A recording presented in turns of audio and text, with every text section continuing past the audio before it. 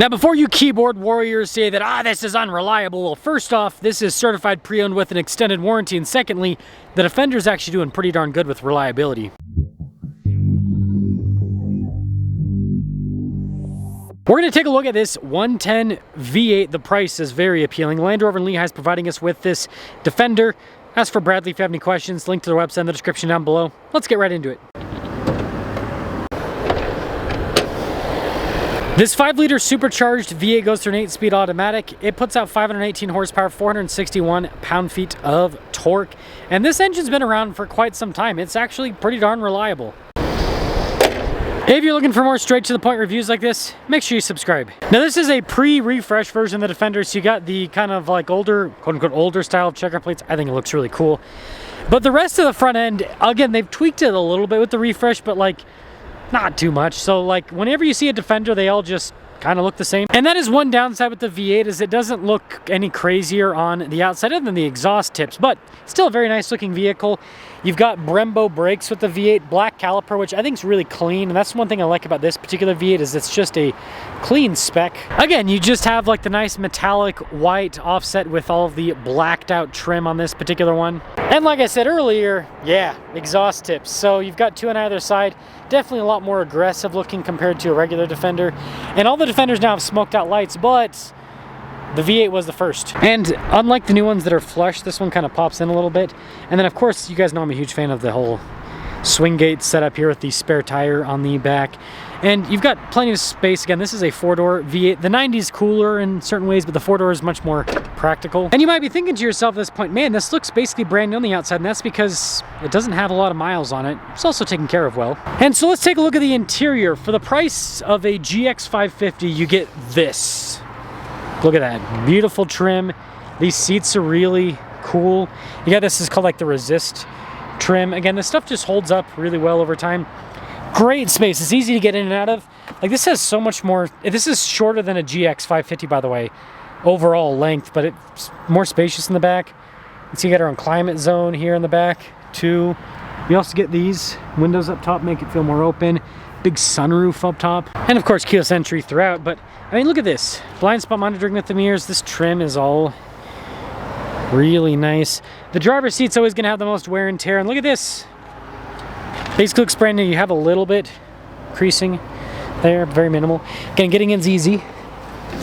Here's where you can see the mileage, just under 30,000 miles for this. So it makes the price so appealing on this one. You've got the Alcantara trim around the steering wheel, paddles on the back. You can see on the front face, you got like a huge steering wheel function. Really nice trim there on the airbag cover. And although the screen's a little bit smaller than the newest ones, I think it's still more than big enough. The camera view is big enough.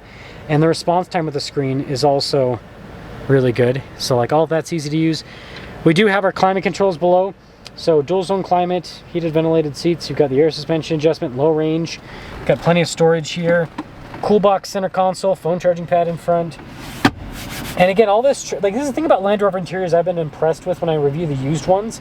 I've even reviewed Land Rovers with over 100,000 miles, and the interiors hold up really well. They do a good job with the trim that they choose throughout. I mean, this stuff is also holding up well. Camera rear view mirror, which is nice. But let's cut to the chase. So, brand new, this was about $120,000-ish. It's a 2023 with under 30,000 miles. And it's now going for about 77 grand. So for the price of a new GX550, you could get a really cool V8 with a certified pre-owned warranty. Let's drive it. Gas prices at over $5 a gallon here. I think that we are potentially in the golden age of used V8s. Hear me out. I know a lot of people are thinking about trading in their V8 because of gas. I daily drive a V8. It's 14 miles per gallon. And I can tell you, it's painful when I fill that thing up. It's not as bad as I thought it would be. Because, you know, I looked at the cost difference. Like, I was like, hey, maybe I should, I didn't really actually think about trading, but I was like, you know, what if I did trade for something that got, instead of 14, got like, you know, because I still need an SUV. Let's say it got 20 miles per gallon instead. You look at the cost savings, and it's very minimal. It's very, very minimal. So, long story short, keep your V8. And if you're looking for, because there's so many of these V8 vehicles flooding the used car market right now, if you're looking for a V8 deal, I think now is like pretty much the best that there's ever been. So this supercharged V8 is really fun. Now I did drive an inline 6 Defender before, and I've made the comparison before. I'll make it in this video too. I think the inline 6 has more than enough power, and I actually prefer its kind of low-end torquey feel. And again, the torque difference isn't that big between the inline 6 and this V8. The V8 does have more torque, but it's more than smooth enough. The V8, the reason why you get it is because of the sound. And, you know, this engine's kind of more proven than... That inline 6 has actually been shown to be pretty darn reliable so far, but this is a more proven engine. This is certainly a more proven engine. The handling's good. I love how the Defenders drive. It's a big unibody vehicle. This is all Range Rovers. So you've got this kind of comfort that you don't get in a truck-based SUV. And the handling's just a little bit sharper. It's just smooth. Still feels very big and solid, because again, it's over 6,000 pounds. So still have that tank-like feeling as you're driving the vehicle around. The seats are comfortable. Very upright position, and got good headroom in these. The boxy design, that's the other thing that I think is very appealing with the Defenders. You listen to that V8. It's got good power, it's smooth with the acceleration. It's just a good setup. And the handling's sharp. And again, like, because Land Rovers just depreciate, right? And I think a big part of the reason, right, is people don't think they're reliable. So like reputation, that causes resale value to be good or bad. And then the other part is Land Rover constantly tweaks their vehicles. And so because they're constantly doing these little refreshes, it doesn't make the older vehicles completely obsolete, but it does kind of make you feel like you don't have as much. It's like, oh, we'll just change this little thing and that little thing and this. And that's what makes the cars really good by the end of the, like a Land Rover at the end of its production run, similar to a Toyota, they're actually really good because they'll have worked out the reliability kinks and they'll have added features to make it just a better vehicle overall.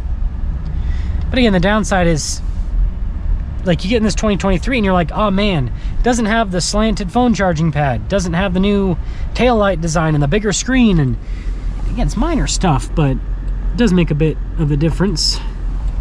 But if you're like me, who doesn't actually care, and you look at this and you go, man, 70 grand, well, a little bit more than that, mid 70s, supercharged V8. And this, again, this has the, show you guys, it's got the diff locks. The V8s come standard with that. So like you put some, can't go below a 20 on the V8 because the brakes are so big. If you put some 20s on this, put some all-terrain tires on it, some aggressive all-terrain tires on it, you can have some fun off-road too.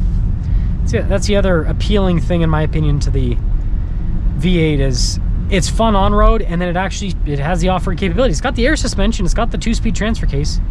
The Defenders are way better off-road than people realize.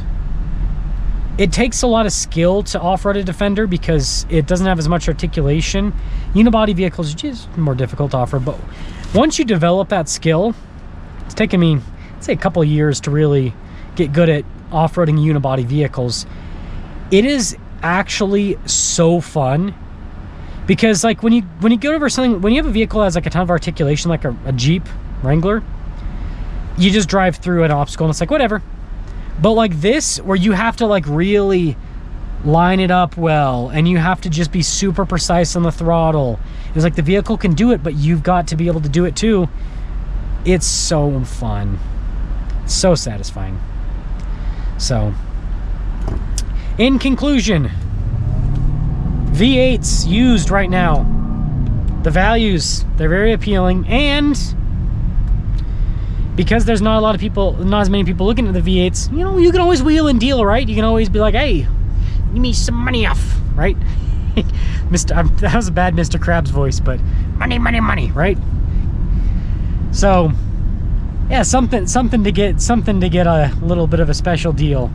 So I think if you're not afraid of gas prices like I'm not afraid, it's one of the better times to get vehicles like this. Today's giveaway highlight is a supercharged Silverado and Corvette Z06. If you're interested, use code BHC and this will give you 4x bonus entries into the giveaway.